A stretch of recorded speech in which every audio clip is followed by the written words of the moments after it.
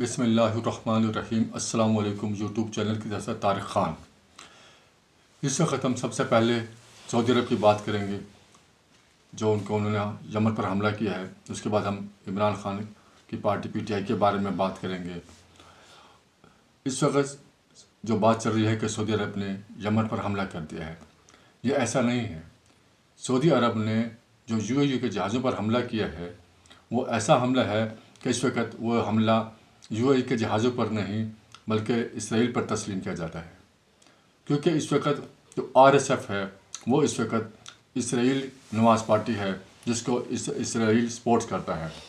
اور ایسے وقت میں کہ یمن جو کہ حوثی جسے کہا جاتا ہے، وہ فلسطین کے لیے ایک ایسے وقت میں کھڑے ہوئے ہیں کہ جس وقت ان کے پاس اتنی طاقت بھی نہیں تھی، اس کے باوجود وہ کھل کر اسرائیل کے ساتھ بھی لڑے، امریکہ کے ساتھ بھی لڑے اور مکمل یورپی یونین کے ساتھ بھی ٹکرا گئے۔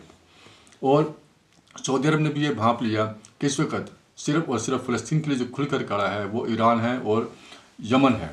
اس لیے اگر اس وقت ایسے لوگوں کو اسلحہ مل جانا جو کہ یمن میں خانہ جنگی پیدا کر سکتے ہیں، وہ RSF ہے۔ اور RSF کے لیے اسلحہ بھیجنا اس وقت یمن میں خانہ جنگی کے مترادف ہے۔ اس وقت اسرائیل جو کہ صومالیہ کے اندر بھی اس وقت خانہ جنگی کرانے کے در پر ہے، اور دوسری طرف اس وقت امریکہ کے اندر بیٹھ کر ایران کے خلاف بھی جنگ کی تیاری کر رہا ہے۔ اور ایسے وقت میں UAE کا RSF کو اسلحہ دینا اور وہاں کے حالات خراب کر دینا، یہ اسرائیل کے لیے ہی اسلحہ بھیجنے کے مترادف ہے۔ اور سعودی عرب نے اس وقت ایسے وقت میں RSF کے لیے گئے ہوئے ان جہازوں کو تباہ کر دینا، اس وقت اسرائیل کے لیے مشکلات پیدا کرنا ہے۔ اور سعودی عرب نے ایسے وقت میں یہ حملہ کر کے بہت بہادری کا مظاہرہ کیا ہے۔ اور UAE کا RSF کو اسلحہ بھیجنا اس وقت اسرائیل کی امداد کرنے کے ہی مترادف ہے، کیونکہ یمن واحد ایسا ملک ہے جو اس وقت فلسطین کی مدد کر رہا ہے۔ اور اس وقت UAE اور اسرائیل کے بہت بہتر تعلقات بھی جا رہے ہیں اور ان کے آپس میں معاہدے بھی ہو رہے ہیں۔ اس لیے اس وقت یہ اسلحہ بھیجنا اسرائیل کو ہی خوش کرنے کے مترادف ہے۔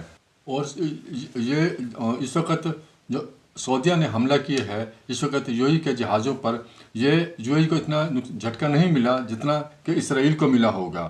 اور اسرائیل اور امریکہ کا مقابلہ جو یمن نے کیا ہے، وہ اس وقت کسی مسلمان ملک نے نہیں کیا۔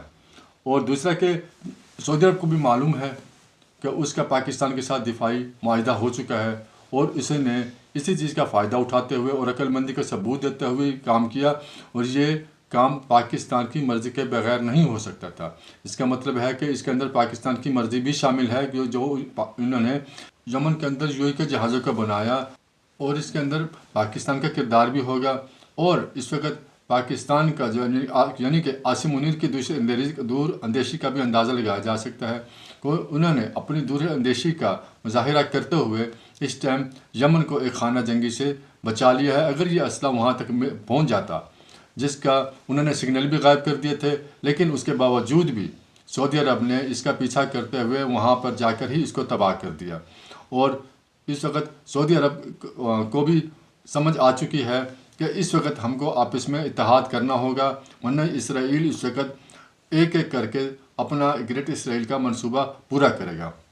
اور تیسری طرح اگر پاکستان کی سیاست میں دیکھا جائے تو اس وقت سہیل آفریدی صاحب کا دورہ پورا ہو چکا ہے اور کامیاب بھی رہا، اور اس وقت لیکن اس کے باوجود بھی وہ ابھی تک مجمع اکٹھا نہیں کر سکے، نہ ہی عمران خان صاحب کے ساتھ مذاکرات کر چکے ہیں، ملاقات ہو سکی ہے۔ اور اس وقت اگر پاکستان کی سیاست میں دیکھیں تو اگر اس وقت بھی PTI ہوش کے ناخن نہیں لیتی کہ پاکستان اتنے کرائسس سے گزر رہا ہے، اگر PTI جتنا بھی زور لگا لے، لیکن اگر حکومت کی کارکردگی اور عاصم منیر صاحب کی خارجہ پالیسی کو دیکھیں تو اس وقت عوام بھی ان سے عاصم منیر صاحب سے خوش ہے، اور وہ عاصم منیر صاحب کو ہی اس وقت سیٹ پر دیکھنا چاہتی ہے کہ جیسا انہوں نے پاکستان کو اس وقت عزت دلوائی ہے، اور جیسا کہ میں نے UAE کی اور سعودی عرب کی بات کی ہے کہ انہوں نے دوسرے اندیشی کا مظاہرہ کرتے ہوئے انہوں نے اسرائیل کو بہت بڑا نقصان دیا ہے۔ इसी तरीके से अगर पीटीआई को अगर पाकिस्तान के अंदर अपनी सियासत को बचाना है तो उनको इदारों के साथ ताल्लुकात बेहतर बनाने होंगे और उनको उनकी बात माननी होगी।